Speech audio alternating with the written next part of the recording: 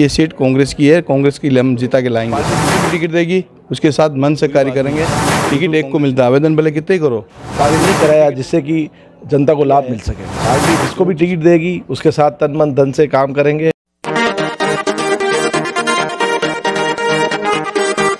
विधानसभा चुनाव में कांग्रेस के दावेदारों के आवेदन को लेकर काफ़ी चर्चा रही और उस चर्चाओं के केंद्र में थे राजसमंद के सभापति अशोक जी टांक। उसमें मुख्य रूप से बार बार ये चर्चा रही कि जो आवेदन कर रहे थे सभी दावेदार, वो सभी खुलकर अपने समर्थकों के साथ में गए और आपने गुपचुप तरीके से दे दिया। ये क्या? मैं अभी वर्तमान में मुझे पार्टी ने पद दे रखा है, मैं सभापति हूँ और दावेदारी विधानसभा चुनाव है, दावेदारी करने का सभी को अधिकार है। सिर्फ मैंने तो एक दावेदारी के लिए फॉर्म दिया है। पार्टी जिसको भी टिकट देगी उसके साथ तन मन धन से काम करेंगे और बिल्कुल निष्पक्ष और निष्ठा तरीके से कार्य करेंगे। आवेदन आपने गुपचुप क्यों किया? आपने दूसरे भी कर रहे हैं आवेदन के लिए, सभी स्वतंत्र है, कर सकते हैं, करना ही चाहिए। सर गुपचुप जैसी कोई बात नहीं है। जब मैं वहाँ अभी इंदिरा गांधी स्मार्टफोन योजना चल रही है, उसके तहत मैं नगर परिषद में मोबाइल फ़ोन वितरित कर रहा था और मीटिंग चालू हो गई थी, तो मैं वहाँ पहुँचा जितने मीटिंग समाप्ति की ओर थी।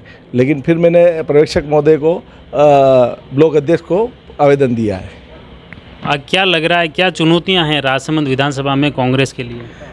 कांग्रेस के लिए चुनौती ये है, कभी वर्तमान में पिछले 15 सालों से पूर्व विधायक बीजेपी की विधायक किरण जी माहेश्वरी हैं और अभी दीप्ति जी माहेश्वरी हैं और उससे पहले बंसीलाल जी थे। लेकिन राजसमंद में विधानसभा क्षेत्र में जो विकास होना चाहिए था, क्योंकि उच्च शिक्षा मंत्री थे, तो उन्होंने राजसमंद में ऐसा कोई कार्य नहीं कराया जिससे कि जनता को लाभ मिल सके। वो उच्च शिक्षा मंत्री थे, आज देखो कॉलेज में सब्जेक्ट नहीं है, विद्यालयों में सब्जेक्ट नहीं है, तो ये मांग विधायक महोदय की होनी चाहिए। विधायक महोदय को सोचना चाहिए कि मैं राजस्थान विधानसभा की सदस्य हूँ और मैं वहाँ सदन में मांग उठाऊँ कि क्षेत्र में विकास हो। लेकिन हमारी विधायक महोदय बिल्कुल सिर्फ आश्वासन। अभी ये बाजार में ये भी चर्चा है कि जो अभी उपचुनाव के दौरान कांग्रेस की सरकार और गहलोत सरकार ने जो दावे किए थे, मंत्रियों ने जो दावे किए थे, वो नगर परिषद और सरकार पूरे नहीं कर पाई। मैं आपको बताना चाहता हूँ, नगर परिषद के चुनाव में मैनिफेस्टो में जो वादे थे वो करीब करीब सभी पूर्ण हो गए हैं। एलिवेटेड रोड का है, वो दिल्ली पुरातत्व विभाग के पास भेज दिया गया है। वहाँ से जैसे ही एनओसी उपलब्ध हो जाएगी और वो कार्य प्रारंभ हो जाएगा। तालेड़ी नहर का निर्माण के लिए राज्य सरकार और डीएमएफटी मद से आवेदन कर दिया है।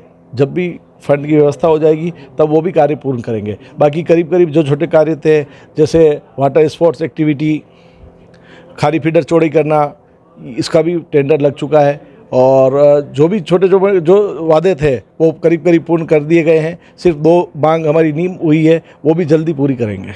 अशोक जी के लिए शहर के सभापति हैं, शहर के प्रथम नागरिक हैं, लेकिन गाँवों में कवर कर पाना चुनौतीपूर्ण नहीं रहेगा अगर पार्टी ने टिकट दिया तो? पार्टी जिसको भी टिकट देगी तन मन धन से मैं साथ हूँ और पार्टी मुझे उचित समझेगी, मुझे देगी तो भी सभी प्रत्याशी मेरे साथ हैं और मैं भी सबके साथ हूँ। चलो, ये एक अशोक जी ने मुख्य रूप से गुपचुप तरीके से आवेदन करने का खुलासा नहीं किया है, लेकिन ये ज़रूर किया है कि मैं देरी थी टालम टोल की। लेकिन हमारे साथ में अभी उप सभापति जी हैं। क्या लग रहा है, आज आवेदन दिया राजसमंद विधानसभा को लेकर, दावेदारों की वापस सूची और भी लंबी हो रही है। हमारे पार्टी के अंदर आदरणीय और सरकार की तरफ से हमारे मंत्री उदयलाल जी आंजना साहब आए, आपने राजकुमारी ली हमारे कार्यकर्ताओं की, जो मेन सक्रिय सदस्य हैं कांग्रेस के, उनके द्वारा राय ली गई और जो पहले आवेदन दिए थे और कुछ लोग बाकी रह गए थे तो उनके भी आवेदन लिए गए। तो पार्टी के अंदर माननीय उदयलाल जी आंजना साहब और हमारे विधायक आदरणीय डूडी साहब, ये वहाँ पीसीसी के अंदर वो आवेदन ले जाकर देंगे। जो पैनल बनेगा 5-5 व्यक्तियों का, उसके अंदर ये सभी आवेदन दिए जाएंगे और जो भी पार्टी जिसे भी टिकट दे, कांग्रेस का हर कार्यकर्ता तन मन धन से कांग्रेस का जो हाथ का निशान लेकर आएगा उसके साथ कार्य करेगा और कांग्रेस को जिताने की बात करेगा। आपने भी आवेदन किया? बिल्कुल, आवेदन करना और देना सबका अधिकार है। ये लोकतंत्र और कांग्रेस के अंदर आवेदन करना कोई बुरी बात नहीं है। टिकट एक को मिलता है, आवेदन भले कितने ही करो। पार्टी जिसे भी टिकट देगी उसके साथ मन से कार्य करेंगे, बिल्कुल कांग्रेस जिताने का काम करेंगे। बीजेपी का गढ़ ढहा पाएगी कांग्रेस? बीजेपी का गढ़ नहीं है ये करीबन 20 साल से भारतीय जनता पार्टी जीती, इसमें कुछ निसंदेह, लेकिन ये कांग्रेस का गढ़ है राजसमंद विधानसभा, क्योंकि यहाँ पर किसी अभी का उपचुनाव हुआ तो माननीय किरण जी मेस्त्री की डेथ हो गई थी, तो ये सहानुभूति के हिसाब से दीप्ति जी मेस्त्री जीत गई। बाकी ये सीट कांग्रेस की है, कांग्रेस की हम जिता के लाएंगे।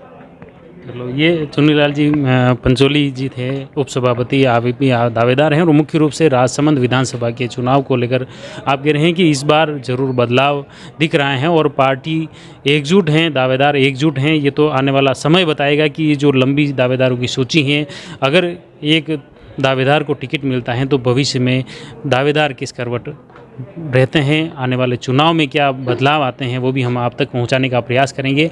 आप जुड़े रहिए जयवर्धन न्यूज़ के साथ। धन्यवाद।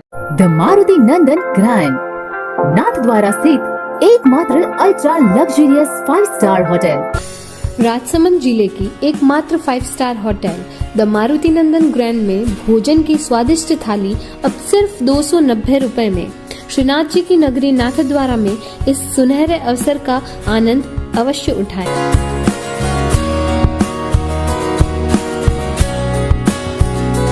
मारुति नंदन ग्रैंड, थिंक नाथद्वारा, थिंक नंदन ग्रैंड।